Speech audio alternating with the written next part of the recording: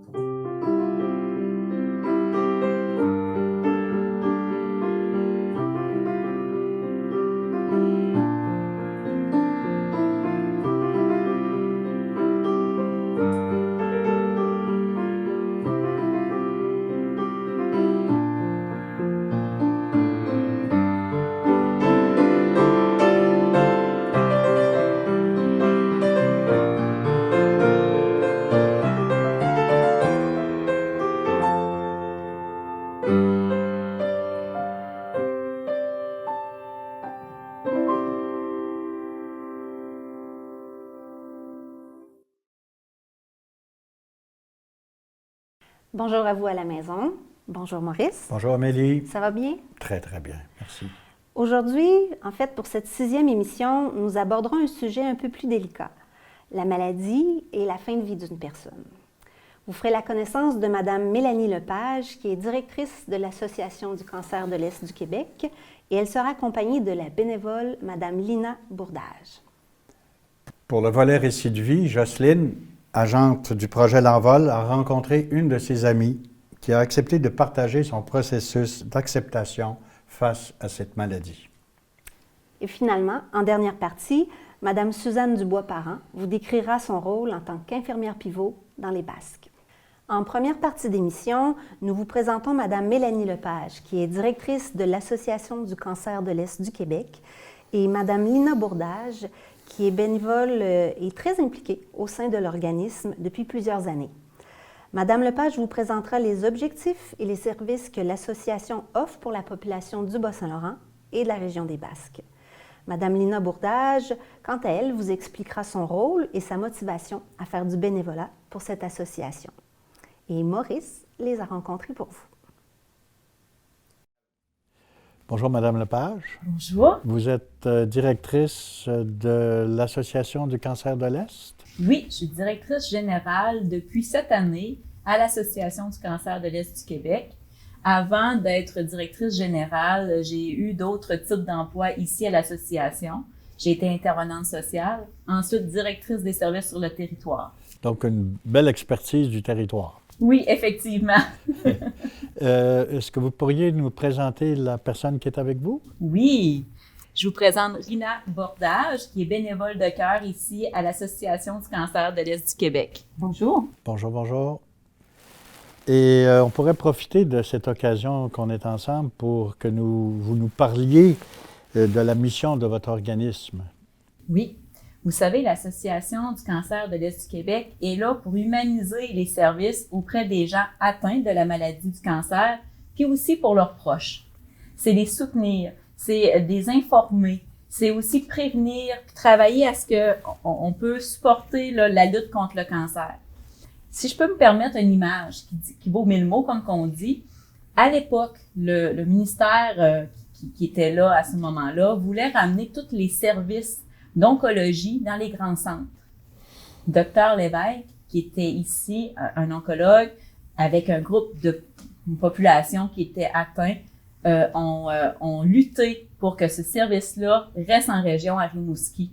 C'est de ce mouvement de citoyens-là qui est née l'Association du cancer. Ça fait 40 ans cette année qu'elle existe. Bravo.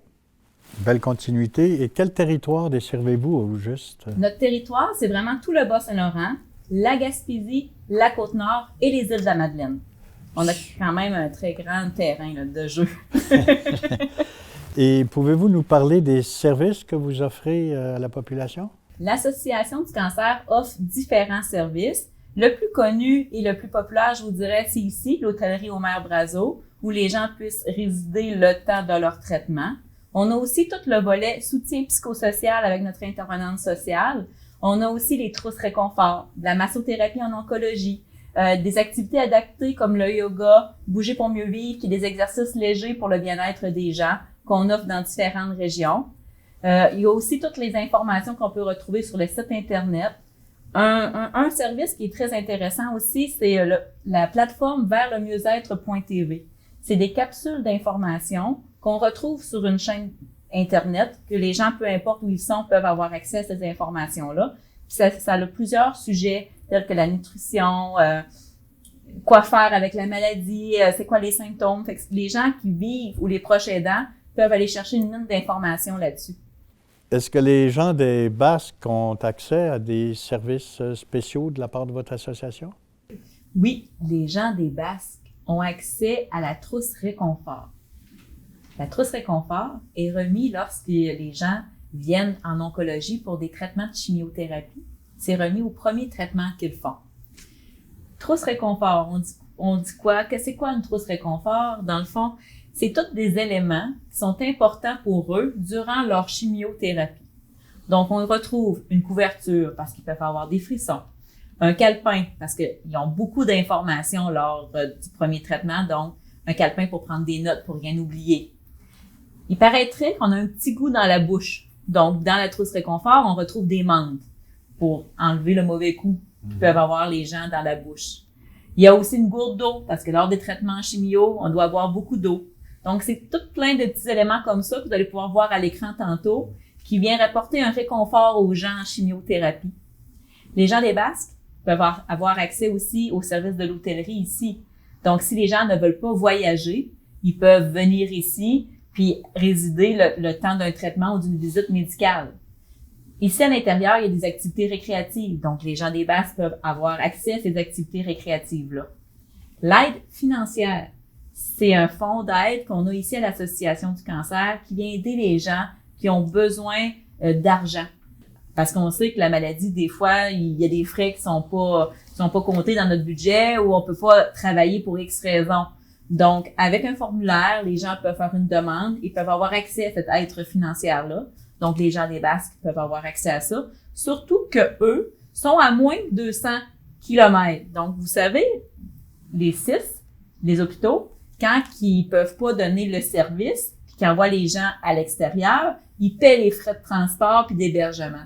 Et là, les gens qui sont proches de l'hôpital, eux, n'ont pas accès à ce remboursement-là parce qu'ils sont à moins de 200 kilomètres. Donc, c'est des fondations comme la nôtre qui peuvent venir apporter une aide financière aux gens. D'accord. La massothérapie aussi, c'est des choses qui peuvent avoir lieu parce qu'on a des massothérapeutes en oncologie directement durant les traitements qui viennent masser les épaules, les pieds des gens durant le traitement. Donc, les gens des Basques peuvent avoir accès à ça. Et ici, dans les cliniques privées et à l'hôtellerie, on a Rivière-du-Loup et Rimouski qui offrent aussi le service de massothérapie en oncologie. Donc, les gens pourraient se déplacer pour y aller. On est toujours en recrutement pour retrouver une massothérapeute directement dans les Basques, mais ça prend une formation particulière, puis il faut que la personne veuille suivre la formation. Donc, on est continuellement en recherche de gens pour faire ça. Il y a aussi le soutien psychologique. Ça, c'est partout. Donc, l'intervenante sociale, avec l'aide soit du Zoom ou du téléphone, peut apporter un soutien. Même des fois, peuvent se déplacer puisque les Basques, c'est pas loin, pour aller rencontrer les gens, pour apporter un peu de réconfort dans leur situation. Bien, merci beaucoup. Le message est lancé pour les gens des Basques. Dans les services qu'on offre pour les gens sur le territoire, mais aussi pour les gens des Basques, nous avons aussi la boutique Chez Martine. Chez Martine, c'est offert aux gens qui vivent avec le cancer du sein. C'est un service de soutien puis de conseil pour les prothèses mammaires et aussi les vêtements adaptés. Si vous pouvez venir avec moi, je vais vous montrer l'intérieur du service.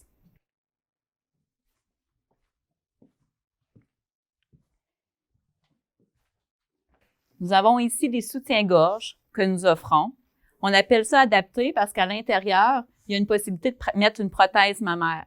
Vous savez, les gens qui ont le cancer du sein, ils peuvent enlever tout simplement le sein ou ils peuvent se faire une chirurgie. Les gens qui décident d'avoir une prothèse mammaire, comme vous avez ici, ben à l'intérieur de ces vêtements-là, il y a une possibilité de mettre la prothèse mammaire. Vous avez des bikinis, des camisoles adaptées. On voit ici Josée, qui est notre conseillère. Donc, les gens qui veulent prendre rendez-vous avec elle, c'est Josée Ferland, qui est responsable ici de la boutique Chez Martine. Et on offre tout le service de prothèse capillaire. Ça, c'est pour toutes les gens, peu importe le cancer. C'est gratuit. C'est un service qui est complètement gratuit. Donc, je voulais vous montrer chez Martine. Pour offrir nos services, nous avons des campagnes de financement qui est chapeautée par notre direction des financements et qui offre différentes activités. Je peux vous en nommer quelques-uns. Nous avons le télémarketing. Nous avons aussi la campagne corporative, les campagnes clients. On a la loterie qui fait du bien. On a des activités telles que le vélo l'été, le défi vélo plein air, le vélo tour de la Gaspésie qui revient une fois aux 2 ans. Présentement, ce qui s'en vient en octobre, c'est le match de la solidarité avec le match de l'Océanique. Donc, les gens, le 30 octobre, peuvent acheter un billet pour gagner le chandail que les joueurs de l'Océanique portent. Puis les dons que ça rapporte, c'est une campagne de financement pour nos services. Nous avons aussi la loterie, comme je parlais, la loterie qui fait du bien. C'est des billets de loterie qui sont vendus ou que les gens qui achètent contribuent à la cause, mais qui peuvent aussi gagner un prix. Donc, on a des activités de financement comme ça sur toute l'année. Il y a aussi le mouvement citoyen que je vous dirais qui est très fort, c'est le J'embrasse la cause. Ça, on les aide, là, c'est vraiment des citoyens de la population qui ont des initiatives personnelles. Il y en a des fois qui décident de faire de la décoration sur roche, qui vont vendre ça, puis les profits, ils les versent dans le fond à l'association. Il y en a qui font des bijoux. J'ai même un auteur qui écrit des livres, puis quand il vend un livre, il donne 50% des profits à l'association.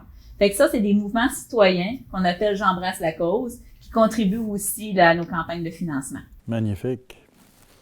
Et j'imagine que dans votre organisme, pour votre mission, le bénévolat a une place importante? Énormément. Je vous dirais, on a plus de 2000 bénévoles sur tout notre territoire. Juste ici, à l'hôtellerie au Maire Brazeau, on peut compter 200 bénévoles qui viennent nous aider, soit à l'accueil et à l'accompagnement, à la cuisine ou dans la direction du financement en bas pour faire différentes tâches pour nous aider là à ce que ce soit une réussite. Sans eux, là, je vous dirais qu'on serait pas où on est présentement. Les types de bénévolat qu'on offre, si je peux me permettre, on a dans le soutien, comme toutes les gens comme à l'accueil qui a du soutien. Il y a aussi des gens qui viennent faire des activités. Il y a des gens au bénévolat en bas au financement. Quand je parle de financement, c'est la mise sous enveloppe, la saisie de données, écrire des enveloppes, des envoyer, du porte-à-porte. Puis dans les activités, comme je vous parlais tantôt, le vélo tour de la Gaspésie ou le défi vélo, dans ces organisations-là, il y a beaucoup de travail à faire. Puis on a beaucoup de bénévoles, de comités de bénévoles qui viennent pour faire en sorte que cette activité-là soit une réussite. Et vous faites le tour de la Gaspésie en vélo? Vous avez le temps? Pas encore, non. Je me suis compromis cette année lors du vélo tour pas du vélo tour de la Gaspésie, mais du défi vélo plein air. J'ai osé dire que l'année prochaine, j'allais être parmi eux, mais honnêtement, j'ai pas encore eu le temps d'acheter mon vélo puis de débuter, fait que va falloir que je m'y mette là. Madame Bordage, depuis combien de temps vous faites du bénévolat? Du bénévolat, je pense qu'on en a toujours fait. Ici, ça fait plus de 15 ans. D'accord. Et en quoi consiste ce bénévolat? Moi, principalement, je suis à l'accueil, en support aux employés à l'accueil pour s'occuper des gens qui arrivent, les conduire à leur chambre, les reconduire à leur traitement et souvent parler avec eux parce qu'ils sont tout seuls puis ils ont envie de discuter de certaines choses, fait qu'ils viennent nous trouver. On fait du mieux qu'on peut. Et qu'est-ce qui vous a amené à faire du bénévolat pour cette association du cancer de l'Est? Mais mon frère était déjà bénévole ici. Alors, quand j'ai voulu faire du bénévolat, je me suis inscrite et ils m'ont gardé. Ah oui? Oui. Ils sont chanceux ou c'est vous qui êtes chanceux, là? Le bénévolat, ça fait du bien à tout le monde. Exact.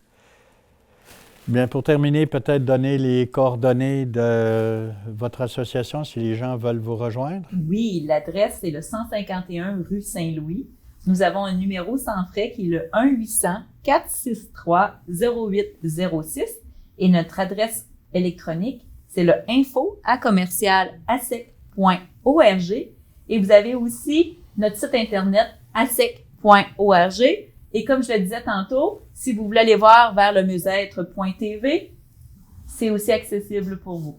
Bien, merci beaucoup. Ça fait un plaisir de vous rencontrer. Et puis encore, félicitations pour votre magnifique travail. Merci beaucoup. Merci. Merci, mesdames, pour ces précieuses informations.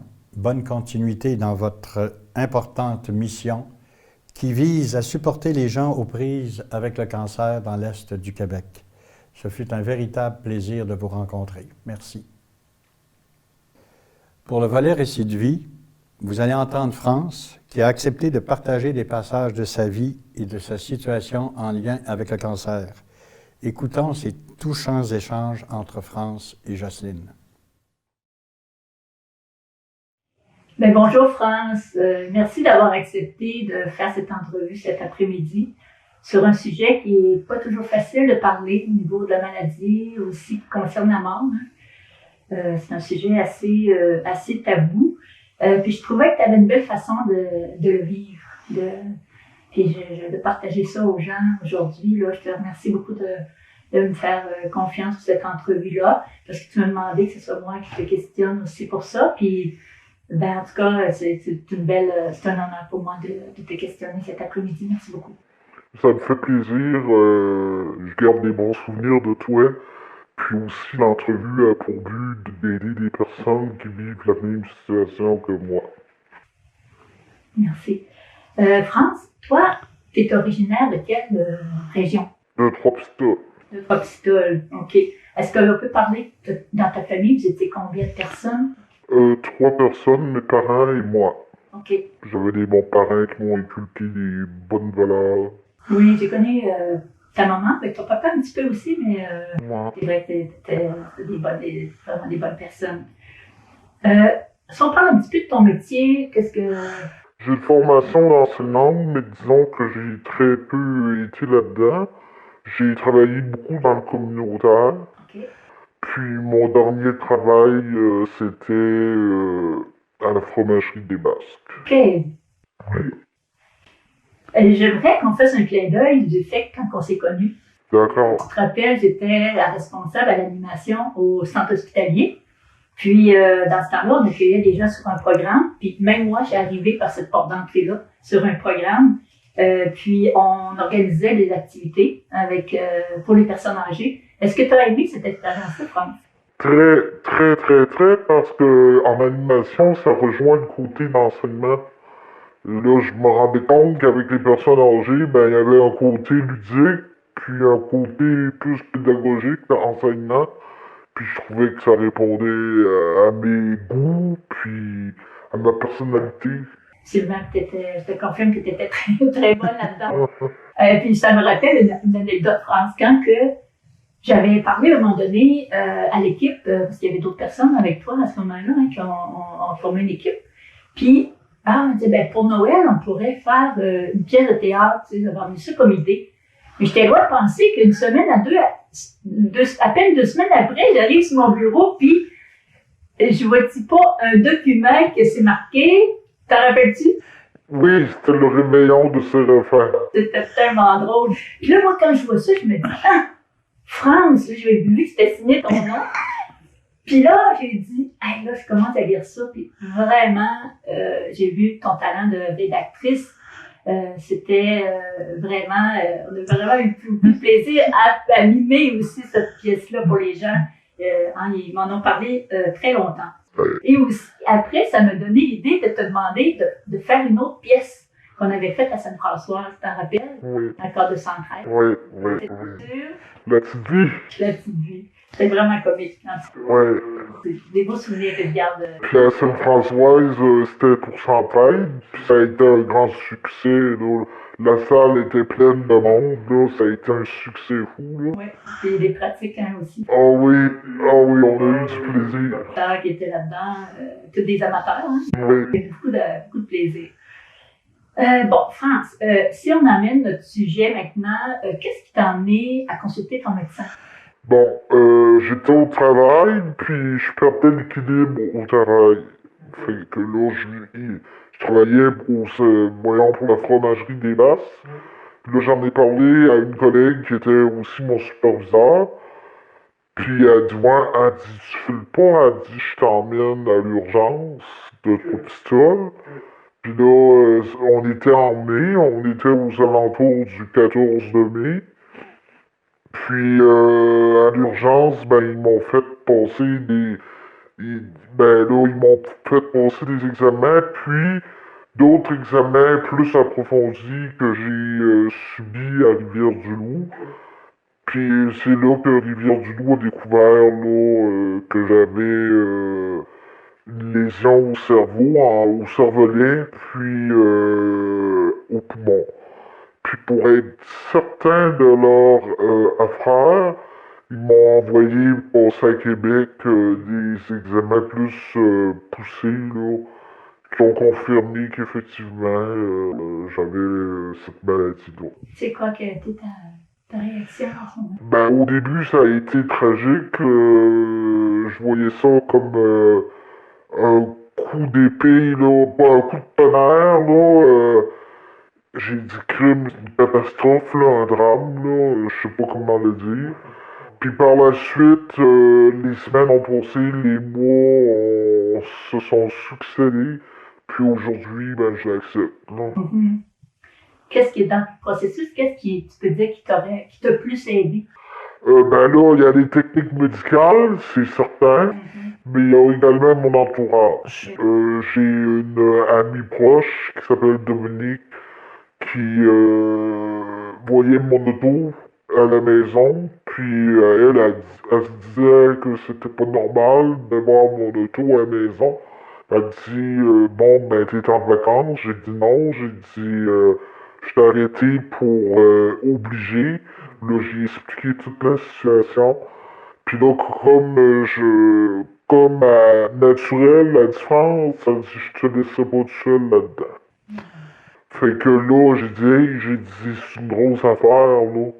Tu sais, elle dit, je le sais, elle dit, je le sais, elle dit. Ben, j'ai dit, garde, j'ai dit, je veux pas te bousculer, puis je veux pas te forcer à être là-dedans, là.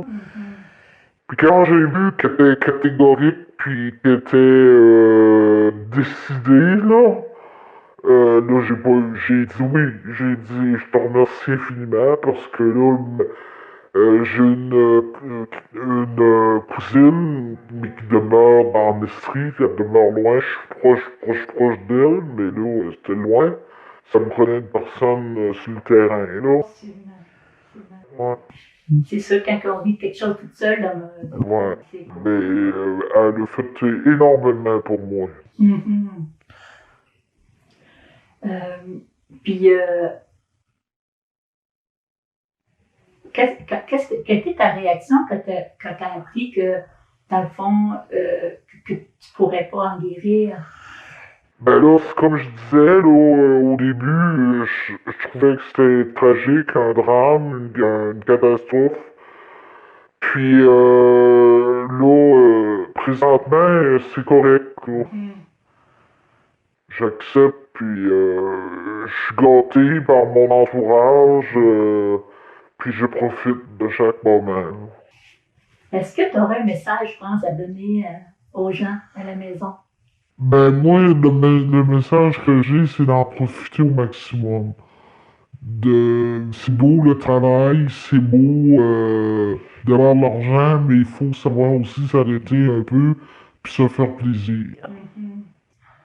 Parce que je pense que ce que je trouve beau, c'est que tu sembles avoir encore de l'énergie pour faire des activités aussi. Oui, genre restaurant, puis comme demain, je monte à Rivière-du-Loup, puis j'ai des choses à faire à Rivière-du-Loup, puis non, j'ai les forces nécessaires. Wow. C'est sûr que j'arrive comme là, demain après-midi, au début de l'après-midi, je vais être fatigué, là. Mais c'est rien, là. Je me dis que même si je suis fatigué un peu, au moins j'ai eu un plaisir. Tu sais, j'ai fait une activité que j'ai aimée, puis j'ai aucun regret, là. Je te remercie beaucoup, France, d'avoir accepté de faire cette entrevue. Puis, tu vas rester dans mon cœur. Merci beaucoup. Ben, merci à toi, merci, puis on se bat jusqu'à la fin, comme on dit. Merci. Merci. Oui, bonjour. Je vais vous interpréter une chanson que j'ai composée quelques mois avant le décès de ma maman.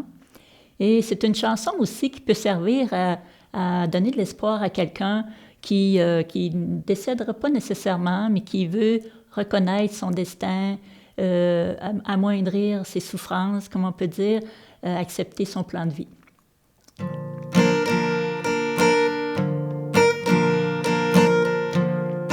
Vol, vol, vol, oh ma belle âme, vol, vol, vol, vers ton essence, cherche le chemin vers ta lumière, trouve ton destin et sois-en fier.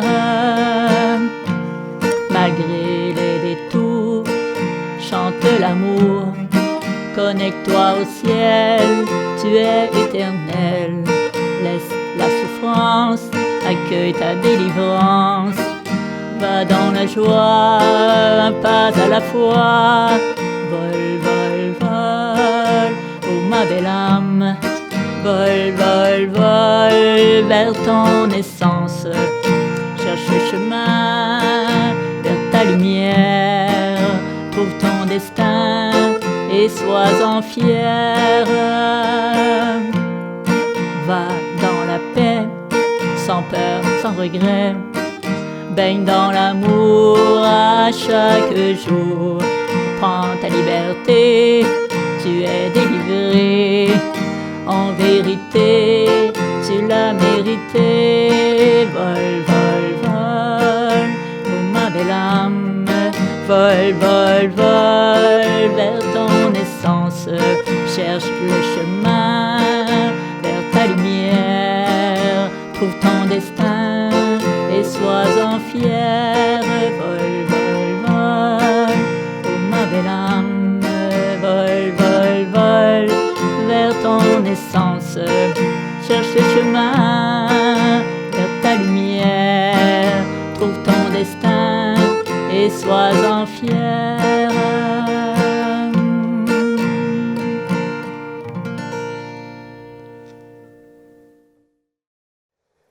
Merci, Madame France, pour votre partage. Vous êtes un exemple de résilience face aux épreuves de la vie et nos pensées de compassion et courage vous accompagnent. Sur ce, voici le moment de vous présenter Madame Suzanne Dubois-Parent, qui est infirmière pivot au Centre intégré de santé et des services sociaux du Bas-Saint-Laurent pour le secteur des Basques. Madame Dubois-Parent vous expliquera en quoi consiste son rôle et comment elle accompagne les patients atteints d'un cancer. Bien, bonjour, moi je m'appelle Suzanne Dubois-Parent, je suis infirmière pivot en oncologie à Trois-Pistoles dans les Basques depuis juin 2022. Je travaille ici, là, en fait, comme infirmière pivot, mais aussi comme infirmière en GMF. Donc, on a aussi d'autres rôles là, reliés beaucoup à la maladie chronique, comme des suivis de diabète, d'hypertension, de cholestérol, mais aussi d'autres activités comme des dépistages d'ITSS et d'autres tâches là, ponctuelles. Par contre, là, aujourd'hui, on m'a demandé d'expliquer mon rôle en tant qu'IPO, infirmière pivot en oncologie, pour la clientèle qui pourrait s'annoncer, dans le fond, être diagnostiquée pour un cancer et qui ne saurait pas trop là, comment ça fonctionne dans le milieu. Donc, l'infirmière pivot en oncologie, qu'est-ce qu'elle fait? De manière théorique, là, elle va faire beaucoup d'enseignements aux patients et d'informer le client. Là, c'est vraiment une des tâches, je dirais, principales. On soutient aussi beaucoup, puis on accompagne durant tout le long du processus, là, que ce soit l'annonce du diagnostic, le traitement jusqu'à la fin des traitements et le après aussi. Dans nos informations qu'on transmet aux patients, bien, c'est sûr qu'on les aide des fois à vulgariser ce qui a été dit par l'oncologue, le médecin. On explique c'est quoi la maladie, les symptômes aussi qui peuvent être liés à la maladie. On explique aussi les traitements et leurs effets secondaires, aussi comment gérer les symptômes reliés au traitement. Des fois, ça peut faire beaucoup d'informations pour les patients quand tout est nouveau. Déjà que l'annonce du diagnostic peut être une source d'anxiété pour eux, quand on leur donne aussi beaucoup d'informations au début, là, quand on commence les traitements, ça peut être trop pour tout retenir ça. Donc, on est là aussi pour leur rappeler des choses puis répondre à leurs questions. Je dirais que en pratique, c'est beaucoup ce qu'on fait. Les clients nous appellent beaucoup, des fois, pour avoir, dans le fond, des réponses à leurs questions. Puis souvent, c'est relié à l'inconnu. Des fois, c'est comme une situation où ils n'ont pas de contrôle là, sur leur vie. Puis les gens sont habitués de savoir où c'est qu'ils s'en vont, puis c'est quoi la suite des choses. Mais là, tout est nouveau pour eux, puis ils n'ont aucune idée de comment ça va se passer, puis comment réagir à ça. C'est comme toutes des nouvelles émotions. Ça, c'est pour les patients, mais c'est aussi pour leurs proches. Des fois, qui ne savent pas, puis qui nous appellent aussi pour savoir qu'est-ce qui se passe, puis ils vivent l'anxiété, puis tout ça. Fait qu'on les rassure aussi beaucoup. Puis des fois, les gens, justement, l'anxiété qu'ils ont par rapport à ces situations-là, c'est l'anxiété parce que c'est vraiment c'est relié à l'inconnu. Quand on leur donne l'information puis qu'on leur explique qu'est-ce qui s'en vient pour eux, souvent, c'est plus facile d'affronter les étapes reliées au cheminement, là, puis au cancer, là. Puis aussi, on fait beaucoup d'enseignements en lien avec la prévention des infections, la prévention des complications, parce que souvent les cancers vont amener de l'immunosuppression. Fait que là, ça les met à risque de développer des maladies qui sont plus fragiles que d'autres personnes. C'est sûr qu'avec la pandémie puis le COVID, là, on est un peu habitué aux mesures à prendre pour prévenir les infections, le port des masques, laver les mains, mais dites-vous que ces gens-là, ça fait partie de leur quotidien, puis c'était là bien avant le COVID, puis ça va être encore là après. Fait que ces gens-là, eux autres, ils doivent vivre un peu isolés, puis faire attention un peu à tout ce qu'ils font, puis d'éviter les foules, de s'éloigner un peu de leurs proches, même des fois, pas serrer leurs petits-enfants dans leurs bras, puis tout ça, pour eux autres, ça fait partie de leur quotidien, là. Fait que des fois, on n'a pas conscience de ça avant de le vivre ou d'avoir quelqu'un qu'on connaît qui le vit. Ensuite de ça, on s'occupe aussi, un de nos gros rôles, c'est de coordonner les services autour du patient. On fait partie d'une équipe interdisciplinaire. Les oncologues, on est en communication régulière avec eux, puis aussi les autres membres de l'équipe d'oncologie, dont les pharmaciens en oncologie qui vont s'occuper de préparer les traitements, puis les infirmières aussi qui donnent les traitements. On est le porte-parole du patient, puis c'est nous qui transmettons les demandes bien souvent à l'équipe, puis en fonction des valeurs et des besoins du patient.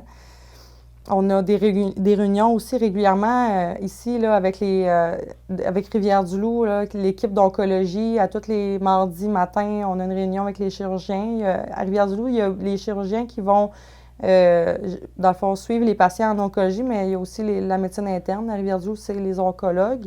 Fait qu'on a vraiment un rôle de coordination. C'est nous qui va planifier les examens pour les patients, les TACO pour les contrôles, les suivis. Puis planifier les prises de sang, les rendez-vous médicaux aussi. Fait que c'est ça, on communique régulièrement avec le patient puis l'équipe. Des fois, on a besoin aussi d'introduire de nouveaux membres à l'équipe, là, comme des travailleurs sociaux ou intégrer du soutien à domicile pour des patients qui auraient plus de difficultés à se déplacer pour leurs soins. Puis aussi, c'est d'informer le patient des ressources communautaires aussi qui sont parfois importantes là, pour le patient. Dans notre rôle, en fait, je ne peux pas ne pas parler du passeport en oncologie qui est vraiment remis à tous nos patients atteints de cancer là, qui suivent des traitements de chimiothérapie. Dans ce petit cahier-là, ça permet aux patients d'avoir tous les intervenants là, au dossier, son médecin, son infirmière pivot. On a là-dedans, c'est comme un petit carnet de santé avec les antécédents, puis de santé et de maladies. On a les calendriers des traitements en chimiothérapie, en radiothérapie aussi. Il y a une section pour inscrire les dates de traitement. Puis à la fin, ça comprend des recommandations en lien avec des symptômes. Fait que c'est vraiment comme une ressource très importante pour le patient. Puis, à la fin, on a aussi une liste des ressources là, dans la région, là, comme, dans le fond, les numéros de téléphone pour l'Association du cancer de l'Est du Québec. On a aussi des petits agendas qu'on remet aux patients, des fois, c'est des activités qui sont offertes aux patients puis à leurs proches. Fait que c'est ça. On joue, dans le fond, un rôle d'accompagnement avec le client, là, puis on est un peu la personne ressource du patient, puis qui peut nous appeler en tout temps là, s'ils ont des questions en lien avec leur cheminement. Je vous remercie de m'avoir écouté, puis au revoir. Merci, Madame Dubois-Parent, pour votre participation à cette émission et merci pour votre travail. Vous êtes souvent vue comme une personne sur laquelle on peut s'appuyer lorsqu'on est atteint d'un cancer. Merci.